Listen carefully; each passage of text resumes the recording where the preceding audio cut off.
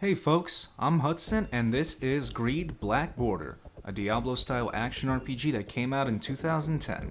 It doesn't take a rocket scientist to figure out what game mechanics and elements are required to make an action RPG fun. As long as you have an interesting variety of gear, enemies, and locations, you already have the basis to make, in a worst-case scenario, an average game. But Greed can't even get the basics right. Greed lacks any form of a real story. You're a space soldier who's investigating a distress signal coming from a ship. Turns out the ship's crew have all turned into zombies, and all the robots on it have gone hostile. As you escape, you crash on a planet and search for fuel to leave. This Franz Kafka award-worthy writing is spread across 3 very exciting chapters that all have a big bad evil boss at the end.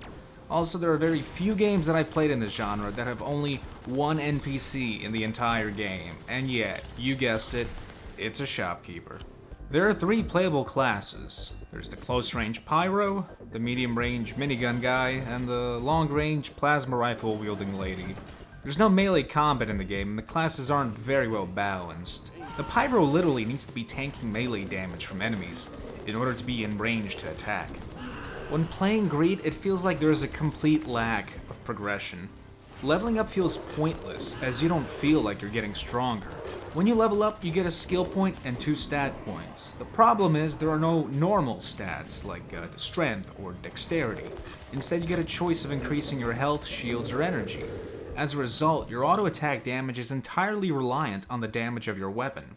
Skill progression is uninteresting and poorly balanced. I found myself taking useless skills that I rarely, if ever, used, just to get to the higher tree so I can finally get something worth using.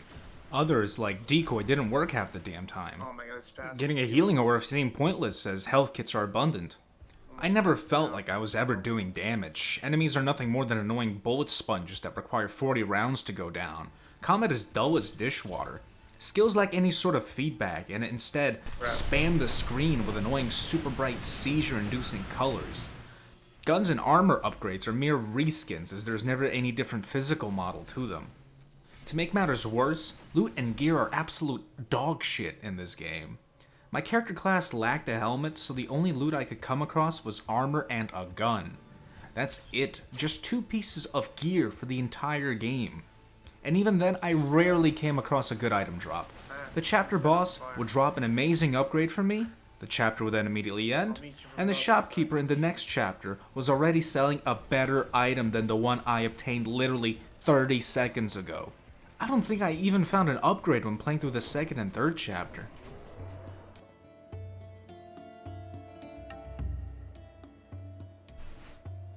I'm glad I got that weapon drop, just so I can buy an upgrade from him. Yep. Greed offers humongous levels with tons of little nooks and crannies to explore.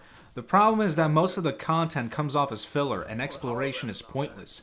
Your efforts will simply be rewarded with the above-stated dogshit loot. The following clip demonstrates the loot in a nutshell. For context, my buddy played this in single player a while ago. He came across this locked safe and spent hours trying to figure out the code to open it. He didn't. We tried to do it in our playthrough, but after a half hour I said fuck it and looked for a solution online. This was our reward. Come on. Oh! That's it. Fucking serious.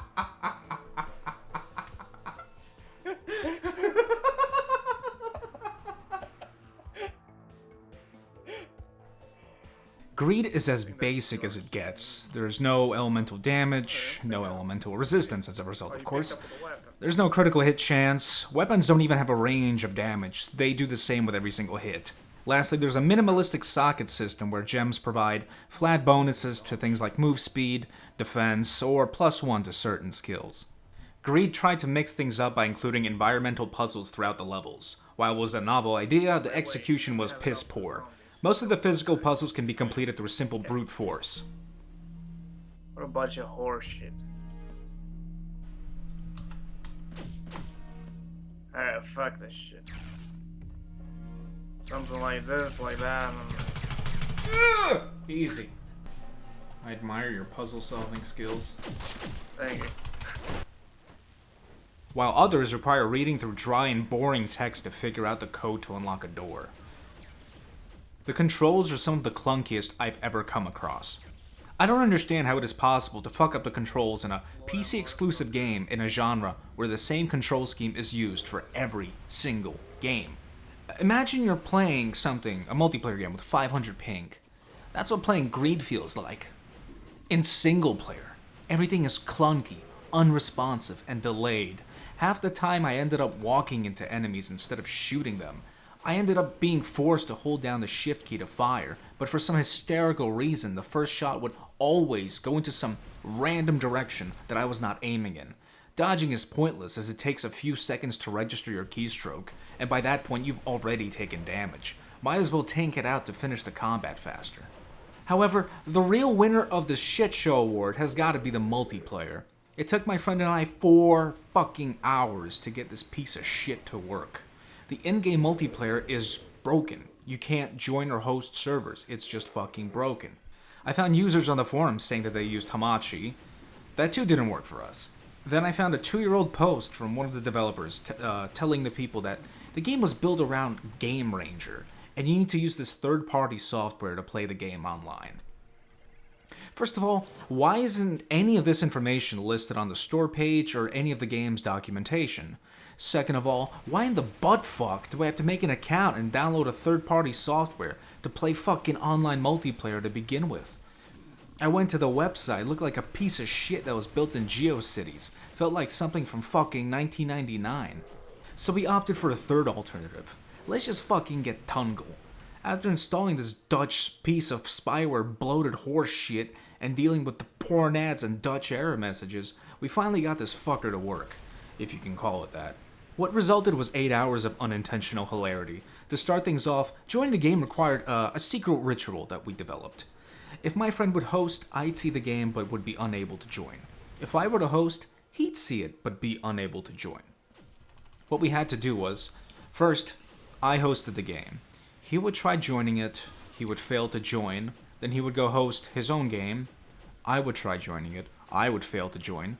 Then I would host my own game for a second time, and then, and only then, would he be able to join. Make sense? Of course it fucking doesn't, but it's the only thing that fucking worked. And I should be able to answer Hold yours. on, well, let me just try. Yep, server does not respond. And I just exited by accident instead of turning the main menu. Fuck. And then I go main menu. Okay, now you can host it and I should be able to join you.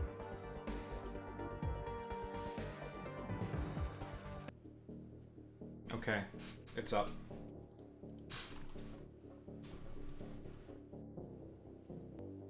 Alright. I told you. The first thing we noticed was that friendly fire is on and there's no way to turn it off. He played the close range pyro and I was the long range plasma gun lady. I ended up doing more damage, unintentionally of course, to him with my AoE skills than the enemies did to him.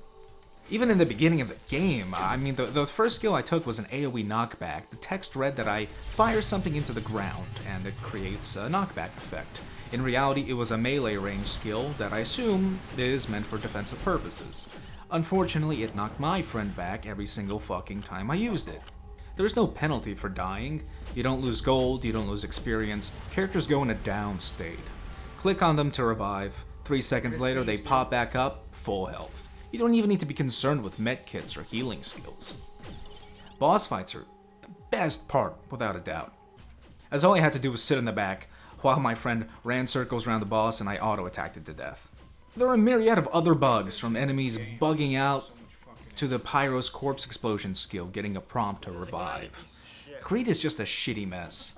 The only positive thing I can say about this game is that it has a good soundtrack, and thankfully you don't even need to buy the game to hear it as it's available as a free download. Greed took us around 8 hours to beat, but that's because halfway through Chapter 2 I began to lose my patience and decided to rush through the remainder of the content. What did he drop? Dropped his balls. Did he drop the key to the exit of the game? Nope. God fucking damn it! It'll probably take around 12 hours if you want to explore everything. Sure, you can replay the game on a harder difficulty, but you can also staple your ballsack to your leg. This isn't Diablo, where the real game starts when you get to Inferno. Beating the game once is enough to see and experience everything it has to offer. Greed has been in plenty of game bundles, and has been on sale for as little as 49 cents. At that price point, you're not wasting your money buying this game. You're wasting your time instead.